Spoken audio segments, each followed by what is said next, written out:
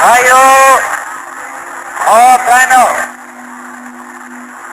پاکستان حاصل کرنے کے لیے ہم نے بہت قربانی کی ہے۔ اللہ تعالیٰ نے ہمیں قربانیوں کی بدلے آزاد کی نعمت دی ہے، مگر ہمیں پاکستان کو قائم رکھنے کے لیے ابھی اور قربانی کرنا ہوگی۔ پاکستان 14 اگست 1947 کو وجود میں آیا۔ پاکستان کو وجود میں لانے کے لیے ہمارے بڑوں نے بہت قربانیاں دی ہیں۔ پاکستان قائم کرنے کی قرارداد 23 مارچ 1940 کو پیش کی گئی۔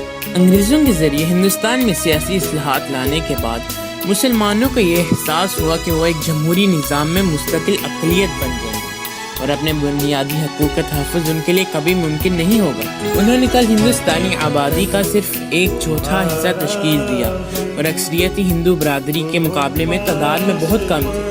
اپنے سیاسی، معاشرتی اور مذہبی حقوق کے تحفظ کے لیے انہوں نے پہلے علیحدہ انتخابی حلقوں کا مطالبہ کیا۔ تاہم ملک میں رونما ہونے والی سیاسی پیش رفتوں کی وجہ سے انہیں یہ احساس ہو گیا تھا کہ علیحدہ انتخابی حلقوں کا بھی حق کافی نہیں ہوگا اور انہیں کچھ اور طویل مدتی حل تلاش کرنا ہوگا۔ اپنے مشہور الہاباد خطاب میں شاعر مشرق علامہ محمد اقبال نے یہ واضح کر دیا کہ اسلام کا اپنا ایک معاشرتی اور معاشی نظام ہے اور اس کے نفاذ کے لیے ایک سیاسی ہستی کی ضرورت ہے۔ اقبال نے اپنے خطوط کے ذریعے جناح کو راضی کرنے کی کوشش کی کہ دستیاب واحد حل ہندوستانی مسلمانوں کے لیے ایک علیحدہ ریاست ہے جہاں وہ اپنی زندگی قرآن پاک اور سنت رسول اللہ صلی اللہ علیہ وآلہ وسلم کی تعلیمات کے مطابق گزار سکے۔ 22 دسمبر 1939 کو یوم نجات منانے کے مطالبے پر مسلم عوام کی زبردست حمایت در حقیقت مسلم کمیونٹی کا جناح کی قیادت میں دیے گئے اعتماد کا ووٹ ہے۔ ذہانت کی وضاحت اور اپنے پیچھے مسلم معاشرے کی پشت پناہی کے ساتھ قائد اعظم نے آل انڈیا مسلم لیگ کا 27واں سالانہ اجلاس 22 سے 24 مارچ 1940 کو لاہور میں منعقد کرنے کا مطالبہ کیا۔ ممدود کے سر شاہ نواز خان کو استقبالیہ کمیٹی کا سربراہ اور میاں بشیر احمد کو سیشن کا سیکرٹری نامزد کیا گیا۔ ممتاز رہنما بشمول چودھری خلیق الزمان، نواب محمد اسماعیل خان، نواب بہادر یار جنگ، AK فضل الحق، سردار عبدالرب نشتر وغیرہ نے سیشن میں شرکت کی۔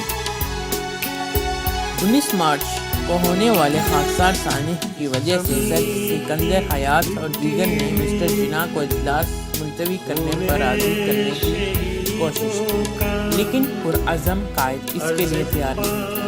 وہ خاکسار کی پریشانی کے معاملے کو اچھی طرح سے نپٹانے میں کامیاب ہو گئے۔ جناح نے پرنٹ میڈیا کو بتایا کہ آل انڈیا مسلم لیگ آئندہ اجلاس میں تاریخی فیصلہ کرے گی۔ سیشن کا مقام بادشاہی مسجد اور لاہور قلعہ کے قریب انکو پارک، جس کا نام اب اقبال پارک۔ 22 مارچ کو سپاہی 3 بجے افتتاحی سیشن کی منصوبہ بندی کی گئی۔ لوگ صبح سے آنا شروع ہو گئے اور دوپہر تک اس پارک میں جام ہو گیا۔ ایک اندازے کے مطابق عوامی جلسے میں تقریباً 1 لاکھ لوگ شریک ہوئے۔ نشست کے آغاز میں نواب ممدود نے خطبہ استقبالیہ پیش کیا۔ اس کے بعد قائد اعظم محمد علی جناح کی تاریخی تقریر ہوئی۔ قائد نے انگریزی میں اپنے 2 گھنٹے صدارتی خطاب میں پچھلے کچھ مہینوں میں رونما ہونے والے واقعات کو بیان کیا اور یہ نتیجہ اخذ کیا کہ ہندو اور مسلمان 2 مختلف مذہبی فلسفوں، سماجی رواج اور ادب سے تعلق رکھتے ہیں۔ وہ نہ تو ایک دوسرے کے ساتھ شادی کر سکتے ہیں اور نہ ہی ایک دوسرے کے ساتھ کھانا کھاتے ہیں، اور در حقیقت ان کا تعلق 2 مختلف تہذیبوں سے ہے جو بنیادی طور پر متضاد نظریات اور تصورات پر مبنی ہے۔ زندگی کے بارے میں ان کے تصورات مختلف ہیں۔ یہ بات بالکل واضح ہے کہ ہندو اور مسلمان اپنی الہامی تاریخ کے مختلف وسائل سے اخذ کرتے ہیں۔ ہماری خواہش ہے کہ ہمارے لوگ پوری روحانی، ثقافتی، معاشی اور معاشرتی اور سیاسی زندگی کی طرف اس طرح ترقی کریں کہ ہم اپنے نظریات کے مطابق اور اپنے لوگوں کی خواندگی کے مطابق پوری طرح سوچتے ہوں۔ اس مارچ کو بنگال کے وزیر اعلیٰ AK فضل الحق نے تاریخی لاہور قرارداد کو آگے بڑھایا۔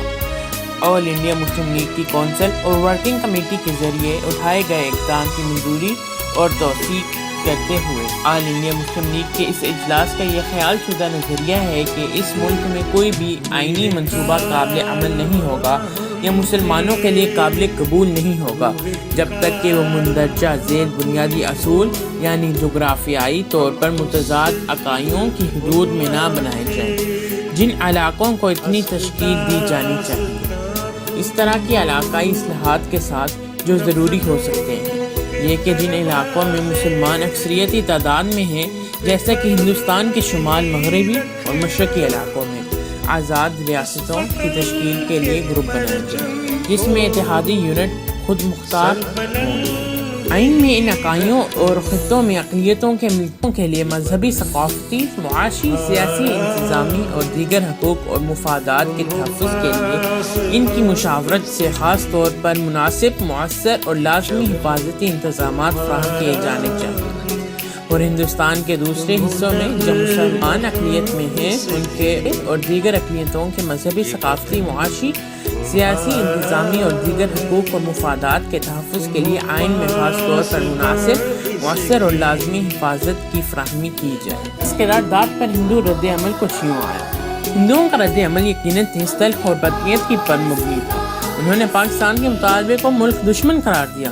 پاکستان کے مطالبے کا حیرت انگیز طور پر زبردست رد عمل مسلم عوام کی طرف سے نکلا۔ وہ اس حقیقت کا اعتراف کرنے میں بھی ناکام رہے کہ 100 ملین مسلمان اب اپنی الگ قومیت کے بارے میں پوری طرح باشعور ہیں اور بر صغیر میں ایک آزاد مسلم ریاست کی تشکیل، اپنے خود مختار تقدیر کو حقیقی معنوں میں لینے کے لیے ہر چیز کو داؤ پر لگانے کے لیے تیار ہے۔ ہندو رد عمل کے بعد برطانوی رد عمل بھی آیا۔